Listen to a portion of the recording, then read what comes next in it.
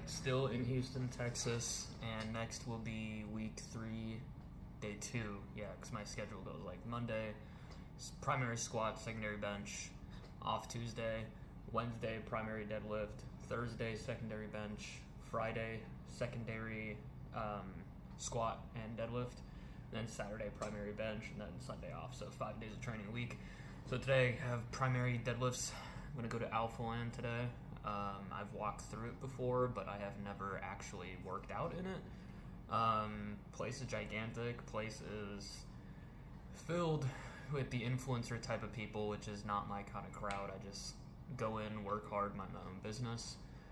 That's why I'm going at noon, 12:30ish, so I can avoid a lot of the influencer crowd that would probably be there from 3 to 5 p.m. I don't want to get involved with them at all. Just want to mind my own business, check out the gym. Not typically the kind of gym I would ever go to, but if you're in Houston, you might as well check it out. So that's why I've decided to go and check it out. Not too exciting of a day. All I want to do is lift heavy, but some of the best work that you can ever do are the days where your coach has you lift lighter. For today, I think the max that I can go to is 430 for 3 on deadlift, which is relatively kind of boring. But next week for week 4, we have an attempt of 474 for 3, which would be a PR. So that is super exciting. So we're definitely not going to overshoot right now. I think that we have noticed through the past 2 competitions that my coach and I have done that going to light the week before always works the best for us. For example, even before this last competition where I matched my PR of 463 on squat, and it absolutely flew. It felt so easy. It felt like I just had the bar on my back. My second attempt of 430 on squat felt a billion times harder than the third. And I think the reason for that is because that block, this time, the max that we went to on squat for a single was 419. And then we ended up hitting 463 in comp, and it was easy. I could have done 474 that day. So that puts us in an amazing spot. So I think what we've noticed is the week before, always go even lighter than we used to. For some odd reason, that works for me. Is it the most boring training thing ever? Yes, I hate it so much because anytime I go into the gym, especially a place like Alphaland, or just, every single day, I hype myself up, and I'm like, man, I'm so ready to train, this is so exciting.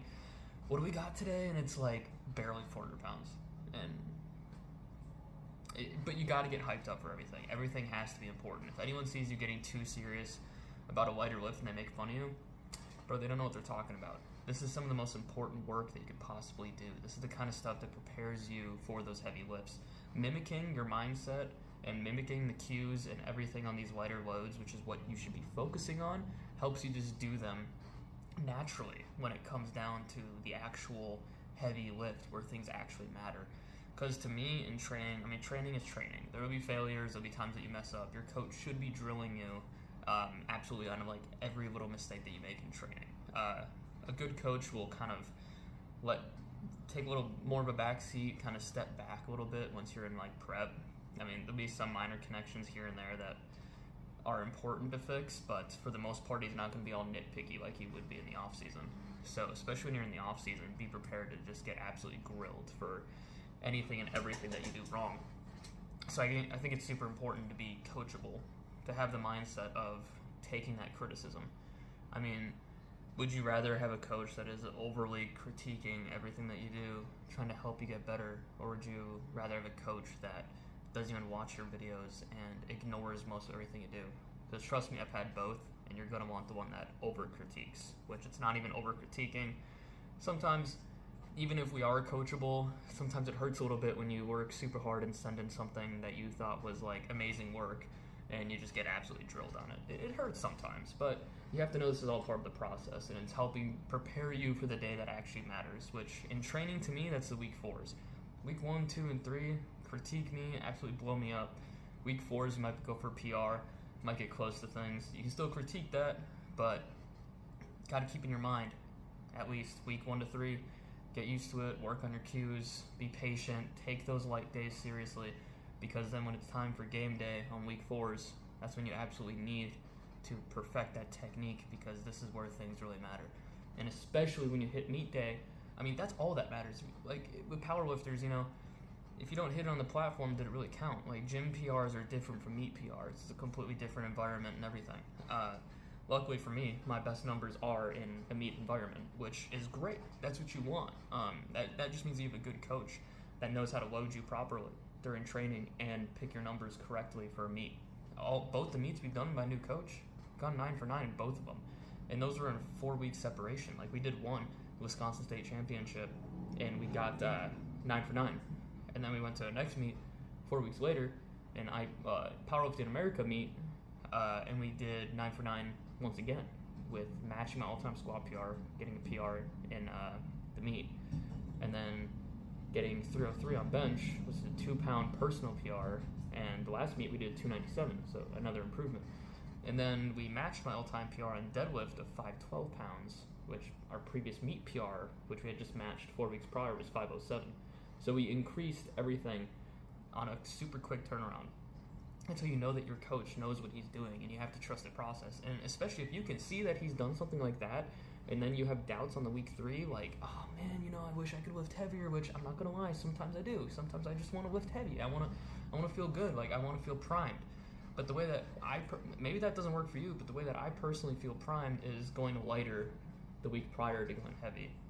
That helps me feel a lot more ready. So I just have to work on being more patient, taking these days that are kind of perceived as lighter, take them super seriously, do them correct, make everything good so you can instill confidence in yourself and your coach for that day that matters.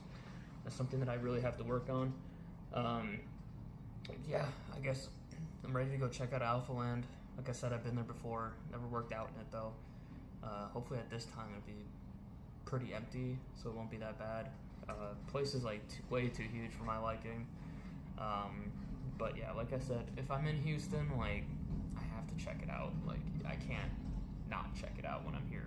So yeah, let's get to it, and let's hope that this deadlift day goes absolutely flawless, like the way that we planned. And yeah, let's go see it.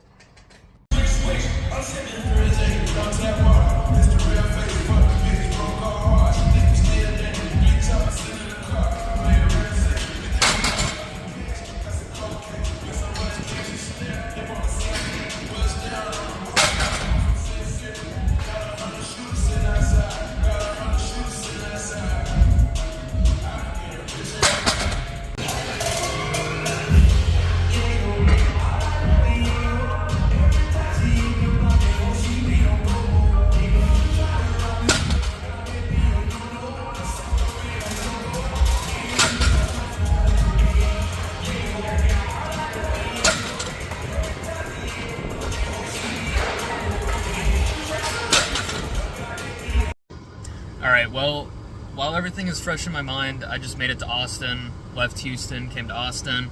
About the last deadlift session, everything moved okay. It felt fine. Things felt a little awkward. I think my hamstrings felt a little tight. Let me know if you guys know anything that can like kind of loosen up the hamstrings more. I try to do like RDLs with just the bar before I do my deadlifts. Try to do sumo, obviously. I think it helps a little bit, but during that day, hamstring just felt a little tight, felt a little awkward. Also, I swear those like Rogue power bars feel like a little more, just like more thick. A little weird to say, but I feel like they feel more thick and like girthy than normal bars. So it kind of felt weird to get a grip on it. Slack pull, it was fine, but everything just felt a little awkward. But I guess that just kind of comes with traveling and going to a bunch of different gyms and using different equipment. But yeah, I mean, everything moved fine. Everything felt good. Like, I feel ready to attempt a PR, going for 474 pounds for 3 next week. Hopefully the day of, I feel good, and, like, I can actually hit that. But, yeah, it was a pretty rudimentary day, pretty rudimentary week 3 day.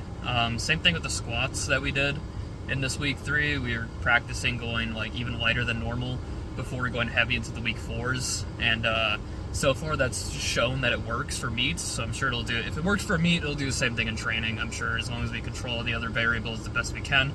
It's a little more difficult while we're on the road traveling like this, but I think everything will work out just fine.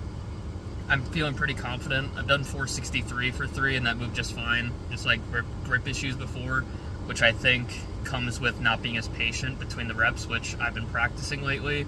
And my coach likes seeing that, more patience between each rep, treating each rep like it's a single, especially on stuff that's like 3 reps or below, you can do that a lot easier on.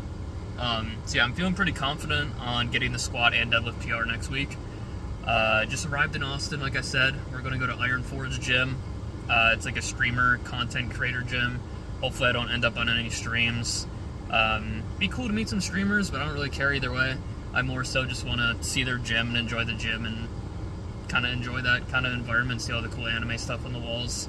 That's about it. I don't really care if I meet anyone. It is what it is. Yeah, like I said, I'm pretty excited to check out the gym and see how things are. And yeah, let's get into it.